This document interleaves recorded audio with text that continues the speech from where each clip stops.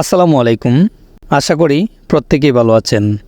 আজকে আমরা আলোচনা করব বাসায় কিভাবে মুরগির বাচ্চাদের জন্য সোনালি স্টার্টার বা স্টার্টার ফিড তৈরি করবেন এবং স্টার্টার ফিড তৈরি করতে কোনটা কোন পরিমাণে দিতে হবে A to Z বিস্তারিত আলোচনা করব, তাই সম্পূর্ণ ভিডিওটা মনোযোগ সহকারে শেষ পর্যন্ত দেখবেন। আমরা যারা বাসাবাড়িতে মুরগি পালন করি, বর্তমান সময়ে মুরগির খাবার কিনতে কিনতে আমরা প্রায় বিলুপ্তির পথে বা ফকির হয়ে যাচ্ছি। কারণ বর্তমান সময়ে মুরগির খাবারের প্রচুর দাম, যার কারণে বর্তমান সময়ে আমাদের মুরগি পালন করে লাভ করাটা প্রায় অসম্ভব হয়ে যাচ্ছে। আবার অনেকেই জানতে চেয়েছেন বাসায় কীভাবে অল্প টাকার মধ্যে মুরগির বাচ্চার জন্য স্টার্টার ফিড তৈরি করবেন, এই সম্পর্কে একটি রেসিপি দেওয়ার জন্য অথবা একটি ফর্মুলা দেওয়ার জন্য। তাই আপনাদের জন্য আজকের এই ভিডিওটা অত্যন্ত গুরুত্বপূর্ণ হতে চলেছে। তাহলে শুরু করি আজকের মূল ভিডিও। আপনার মুরগির বাচ্চাকে সুস্থ রাখতে হলে অবশ্যই পুষ্টিকর খাবার খাওয়াতে হবে।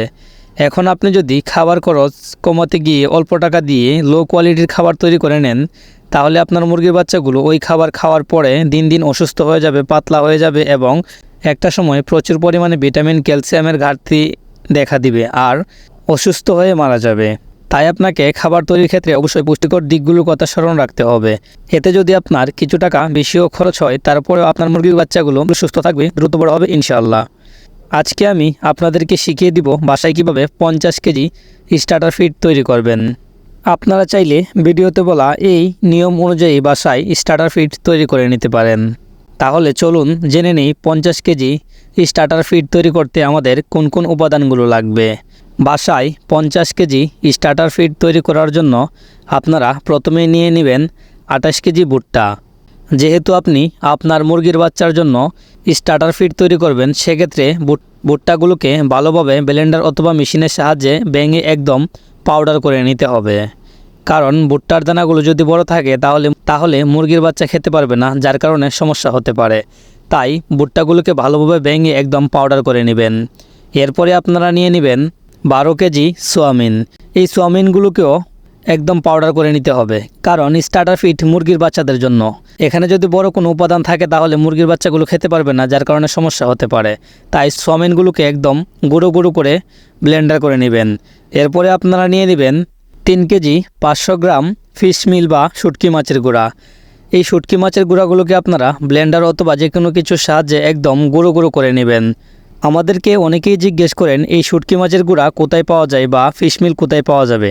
আপনারা যারা হাট বাজারে যান, আপনাদের হাট বাজারে যারা শুটকি বিক্রি করে ওনাদের কাছে জিজ্ঞেস করলেই আপনি শুটকি মাছের গুঁড়া অথবা ফিশ মিল পেয়ে যাবেন। তাছাড়াও আপনারা আপনাদের এলাকার হাট বাজারের পাইকারদের কাছ থেকে এই শুটকি মাছের গুঁড়া সংগ্রহ করতে পারবেন। এরপরে আপনারা নিয়ে নেবেন 4 কেজি গম। অবশ্যই গমগুলোকে ভালোভাবে ভেঙে একদম গুঁড়া গুঁড়া পাউডার করে নেবেন, তাহলে মুরগির বাচ্চার খেতে সুবিধা হবে। এরপর আপনারা নিয়ে নেবেন 750 গ্রাম ডিসিপি গোল্ড পাউডার। অনেকেই জিজ্ঞেস করেন ডিসিপি গোল্ড পাউডার কোথায় পাওয়া যায়। আপনারা যারা ভেটেরিনারি ডক্টর শপ থেকে ওষুধ ক্রয় করেন, আপনারা ওই শপে গিয়ে বললেই ডিসিপি গোল্ড পাউডার তারা দিয়ে দিবে, অথবা ওইখানে যদি না পান তাহলে যারা পশুর খাদ্য বিক্রি করে ওনাদের কাছে জিজ্ঞেস করবেন, তাহলে আশা করি পেয়ে যাবেন। এরপরে আপনারা নিয়ে নেবেন 175 গ্রাম স্টার্টার ফুড প্রিমিক্স। অবশ্যই যেই দোকান থেকে এই ফুড প্রিমিক্স কিনবেন ওনাকে বলবেন যে বাচ্চাদের খাবার তৈরির জন্য ফুড প্রিমিক্সটা দেওয়ার জন্য, কারণ ফুড প্রিমিক্স 2 ধরনের রয়েছে। এরপর আপনারা নিয়ে নেবেন 200 গ্রাম লবণ।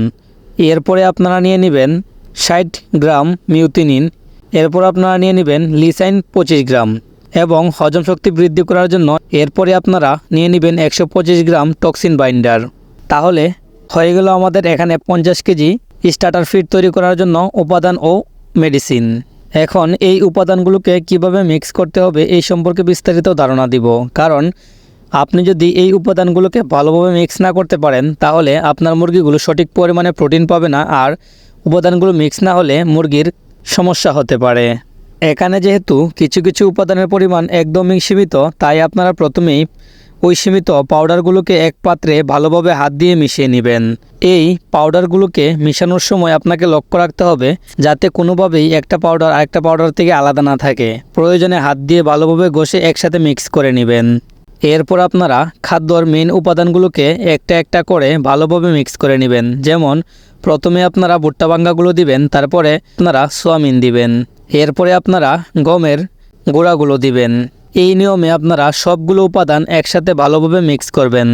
মনে রাখবেন, আপনার খাদ্য মিক্স করা যদি ভালো হয় তাহলে আপনার খাদ্যের কোয়ালিটি ভালো হবে। গম, ভুট্টা ভাঙ্গা, সোয়াবিনের সাথে মিশ্রিত মেডিসিনগুলো ভালোভাবে মিশিয়ে নেবেন। খেয়াল রাখবেন যাতে কোনোভাবেই মিস্টেক না হয়। প্রয়োজনে একবারের জায়গায় 3 বার ভালোভাবে উলটপালট করে হলেও খাদ্যগুলোকে ভালোভাবে মিক্স করে নেবেন। তাহলে হয়ে গেল আমাদের 50 কেজি স্টার্টার ফিড তৈরি করা। আর আপনি যদি বাসায় এই নিয়মে স্টার্টার ফিড তৈরি করে মুরগির বাচ্চাগুলোকে খাওয়ান তাহলে ইনশাআল্লাহ আপনার মুরগির বাচ্চাগুলো সঠিক পুষ্টি গুণাগুণ পাবে এবং দ্রুত বড় হবে। কারণ এই মিশ্রিত খাবারে রয়েছে প্রায় 23% প্রোটিন। তাছাড়াও ছোট অবস্থায় মুরগির বাচ্চাগুলোকে সুস্থ রাখতে প্রোটিনের ভূমিকা অপরিসীম। আশা করি আপনাদেরকে বোঝাতে পেরেছি বাসায় কিভাবে অল্প টাকার মধ্যে সোনালি স্টার্টার ফিডের মতো ফিড তৈরি করে নেবেন। এতে আপনার কিছু টাকা সেভ হবে। আপনাদেরকে আবারও বলছি, অল্প কিছু টাকা বাঁচাতে গিয়ে নিজের শখের মুরগির বাচ্চাগুলোকে হুমকির মুখে ফেলবেন না। এতে আপনি লসের সম্মুখীন হবেন। সবসময় চেষ্টা করবেন বাজার থেকে কোয়ালিটিফুল ভুট্টা, গম, সোয়াবিন এই উপাদানগুলো ভালো দেখে ক্রয় করার। তাহলে খাদ্যর মান ভালো হবে এবং কোয়ালিটিফুল হবে। আর যদি পারেন তাহলে আপনার এলাকার কৃষকের কাছ থেকে গম, ভুট্টা, সোয়াবিন এইগুলো সংগ্রহ করার চেষ্টা করবেন। তাহলে আপনি একদম পিওর জিনিসটা পাবেন। আজকের এই ভিডিওটা আপনার কাছে কেমন লাগলো তা অবশ্যই কমেন্ট করে জানাবেন। ভিডিওটি ভালো লাগলে অবশ্যই আমাদের চ্যানেলটিকে সাবস্ক্রাইব করে উপরে থাকা বেল আইকনটি বাজিয়ে দিবেন।